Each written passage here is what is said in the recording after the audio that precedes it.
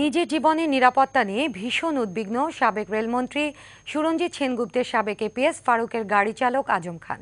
তার আশঙ্কা তাকে যে কোনো সময় গুম বা খুন করা হতে পারে। এজন্য প্রধানমন্ত্রীর কাছে জীবনের নিরাপত্তা চেয়েছেন তিনি। আজম জানিয়েছেন, শুধু সুরঞ্জিত নয়, শাসক দলের আরও অনেকে নিয়োগ বাণিজ্যের সঙ্গে জড়িত। আর টিভিতে দেয়া একান্ত সাক্ষাৎকারে আজম এই আকুতি জানান। বায়েজিদ আহমেদের বিশেষ ধারাবাহিকের শেষ পর্ব আজ।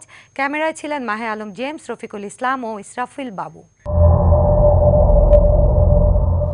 রেলের ৭৪ লাখ টাকা কেলেঙ্কারির ঘটনার পর থেকে ভয়ে পালিয়ে বেড়াচ্ছেন সাবেক রেলমন্ত্রী সুরঞ্জিত সেনগুপ্তের সাবেক এপিএস ওমর ফারুকের গাড়ির ড্রাইভার মোহাম্মদ আজম খান। দুঃসহ পলাতক জীবন থেকে স্বাভাবিক জীবনে ফিরে আসতে চাচ্ছেন প্রধানমন্ত্রীর সহযোগিতা। আমার মেয়ে অনেক কান্নাকাটি করে, আমারও খুব খারাপ লাগে, তাদেরকে দেখতে মনে চায়, বাবা আমার বুকে যাইতে মনে চায়, কিন্তু প্রধানমন্ত্রী এবং স্বরাষ্ট্রমন্ত্রী আমাকে হেল্প করে, নিরাপত্তাতে আমি যাব, আগের জীবনে আবার ফিরে যাব।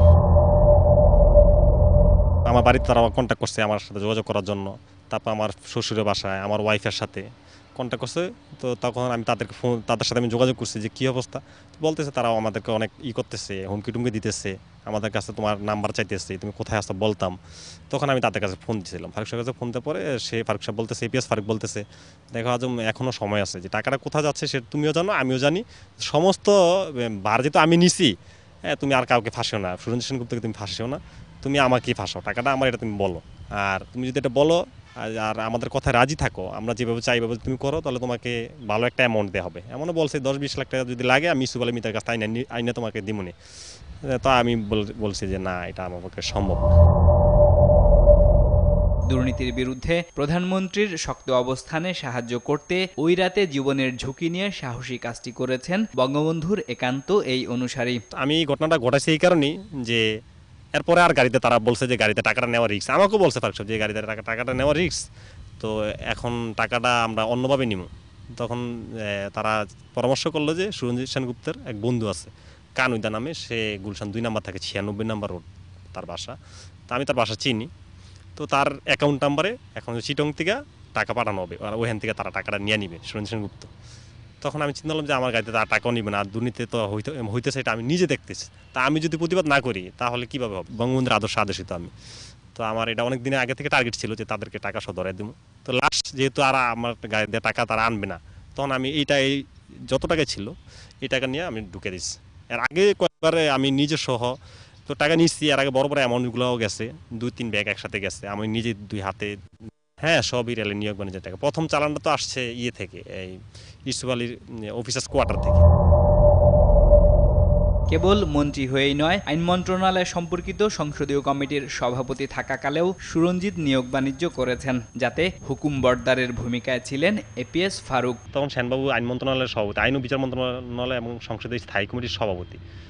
তখন থেকে দেখি আইন মন্ত্রণালয় তারা দুর্নীতি করে, আইজিআর বদলি করে, বিভিন্ন লোককে চিফ জুডিশিয়াল ম্যাজিস্ট্রেটের পোস্টে বিভিন্ন জেলায় লোক নিয়োগ করা হয়, ওই জায়গায় তারা এই নিয়োগ বাণিজ্যের সাথে জড়িত।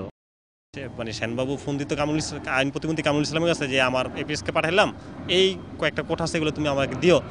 তো দেখতাম যে ফারুক সাহেব যদি পাড়ায় সেনবাবু 5টার জন্য, ফারুক সাহেব দিয়ে দেয় আরও 5টা তার পার্সোনালি, ওখান তো সে ভালো একটা অ্যামাউন্ট পায়। ওই টাকা আবার প্রতিদিন রাত্রেবেলা এই টাকাগুলো ফারুক সাহেব বাসা যেত, কিছু কিছু টাকা।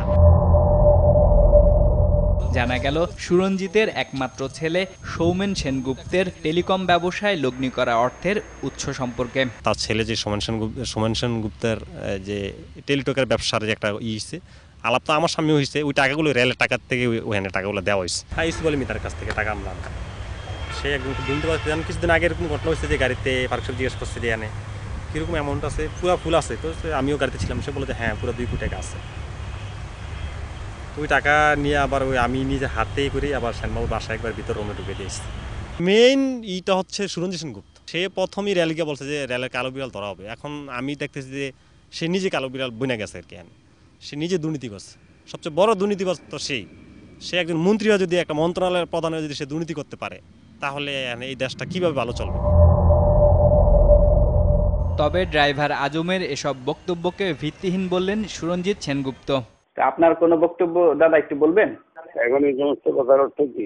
এইগুলো কি সরকারকে ডুবানো না, গিয়ে এগুলো একটা কথা হইলো?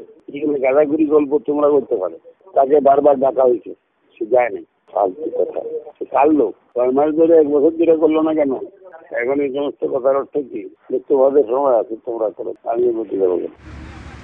রেল মন্ত্রণালয় দুর্নীতির আখড়া উল্লেখ করে এর আমূল সংস্কারের কথা বললেন দপ্তরবিহীন মন্ত্রী সুরঞ্জিত সেনগুপ্তের সাবেক এপিএস ওমর ফারুকের গাড়ির ড্রাইভার আজম খান। আমার বাইকে তো বাড়িতে হুমকি দেওয়া হচ্ছে যে সাথে বাইজিদ আহমেদ, RTV। মুদি দোকান চালায়, বাড়িতে হুমকি